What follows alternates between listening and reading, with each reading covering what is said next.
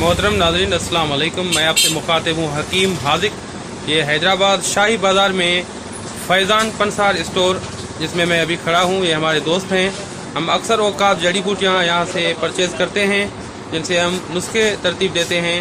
ये आप देख सकते हैं मेरे बिल्कुल पीछे बहुत सी जड़ी बूटियाँ आपको दिख रही होंगी। ये है फैज़ान पंसार स्टोर और ये हमारे भाई पीछे बैठे हुए फैज़ान भाई, ये हमारे प्यारे दोस्त हैं। अक्सर औकात हम इनके पास आते रहते हैं। मैंने चाहा कि आपको ये पंसार स्टोर भी दिखाऊं ताकि आप भी देख पाएँ। अगर आपका हैदराबाद आना होता है तो आप यहाँ से जड़ी बूटियाँ ले सकते हैं और यहाँ पर खालिश जड़ी बूटियाँ और मुनासिब रेटों में आपको मिल जाएंगी इंशाल्लाह।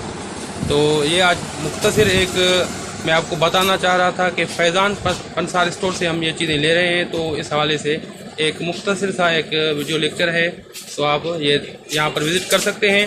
अब हकीम हाजिक को दुआओं के साथ दीजिए इजाज़त। अल्लाह हाफिज़।